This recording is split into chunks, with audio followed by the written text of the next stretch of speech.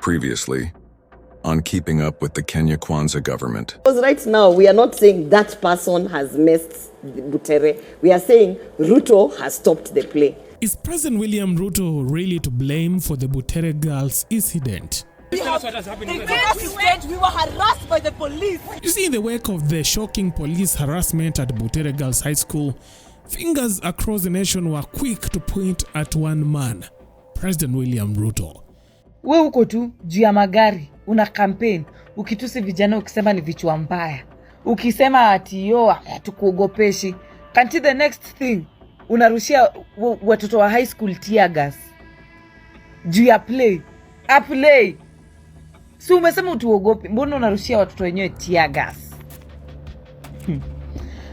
When you count up to 2027, do you know how many kids will be turning 18?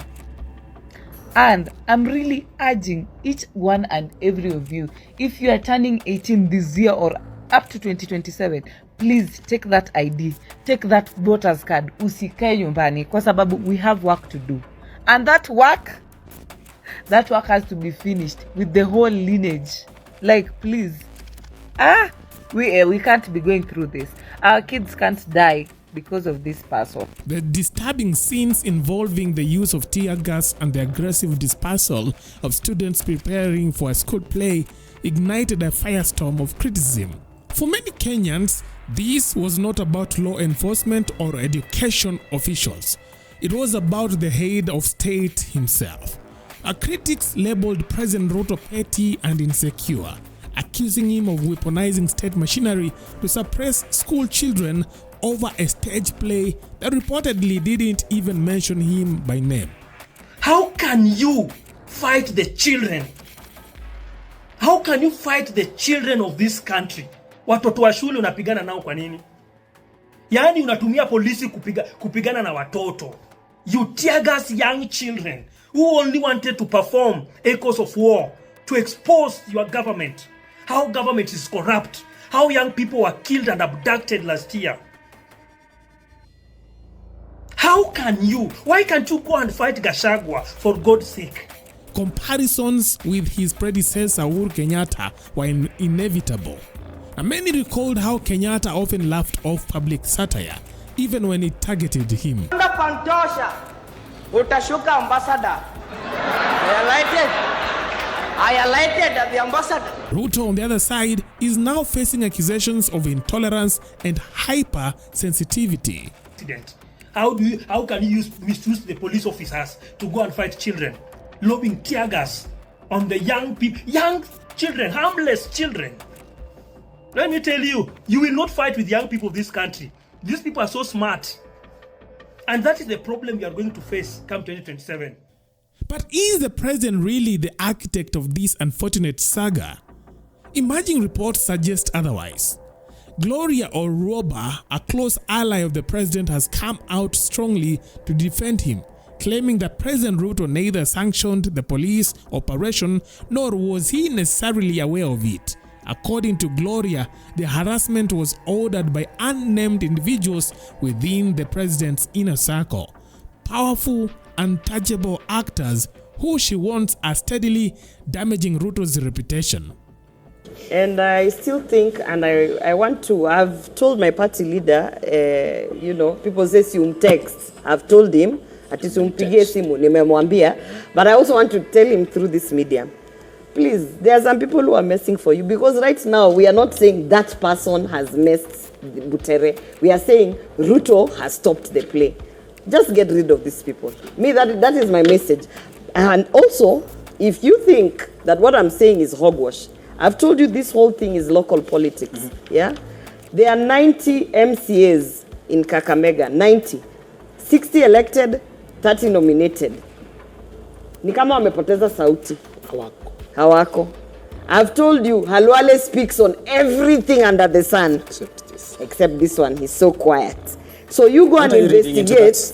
Go and investigate who is fighting Malala from a local perspective, and who has the capacity to influence certain rogue agencies in government, and then come back and ask yourself, really, if Ruto was watching this thing like us. It's like, hey, wamefanya nini watu wa Butere? Shocked. You know, and that's what I don't like about my party leader sometimes. It's like, come on, get rid of some people. Because in the end, come 2027, they will say, Ruto stopped Butere girls, Ruto conned people of diaspora jobs, and he didn't do these things. We have people who are doing these things, you know? And how bad has the Butere girls fiasco affected President Ruto's reputation?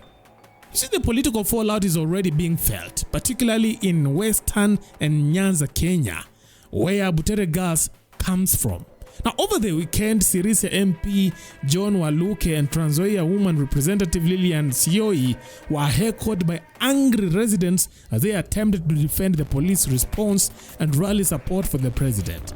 The message from the ground was clear: the people are not buying it. Najua sometimes tunataka kuongea communicate through kids, which is not good. Wacha tuwache politics for politicians, wacha tuweke watoto wakwe kwa nini. The reason as I'm saying this,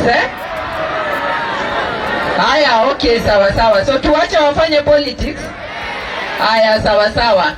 So mimi naongea kama mzazi. Na mimi kama mzazi niliona ya kuwa ikukuwa kitu nzuri, kwa sababu tulikuwa tunaweka watoto wetu kwa kitu ambayo hawako ndani. We can pass our message even through university students. Bado wanaweza enda kufanya acting na watapass the message ile ambayo mungependa ikuwe passed. Komitia ya housing, maana ni kuleta maendeleo. Kama ni manyumba yaletwe hapa, kama ni hamutaki nyumba, okay, tutawaambia hamutaki nyumba. Hiyo mimi nitarudisha niseme hapa hamutaki nyumba. Hata mheshimiwa Osilete wamesema hawataki. Lakini tuwe watu wazuri wa jamii. Fikiria tu, mko na nyumba. And yet, amid the national uproar, President Ruto has remained conspicuously silent. While his battalion attempt damage control, the president has been busy highlighting development agenda, mostly recently through a social media blitz showcasing the newly constructed Talanta Stadium. And for many Kenyans, this silence speaks volumes. Wakopi wale ladies walikaa chini wakisema tusiingililie governor wa Nakuru kwa sababu wako on maternity leave. Wako wapi? These people only do things for PR when it benefits them. But wakati wasichana wanapigwa tear gas ndio wafanye play, hawawezi ongea. Juu nani? Juu ya nini? Juu ni mtu wao ana affectiwa. Si wangekuwa wamekama out here talking about it. You know, women for women. See, they did women for women na governor wa Nakuru. Association of women in parliament, some shit like that. Saizi wako wapi? Wasichana wakipigwa tear gas. Where are they? Wasichana wakinikudhulumiwa na kuhujumiwa. Hizo majina za Kiswahili wako wapi? Where are they? But the big question is, do you think President William Ruto is guilty of the Butere girls fiasco? Leave your thoughts on our comment section. That is it for now. Thanks for watching. Let's be next time. Bye-bye.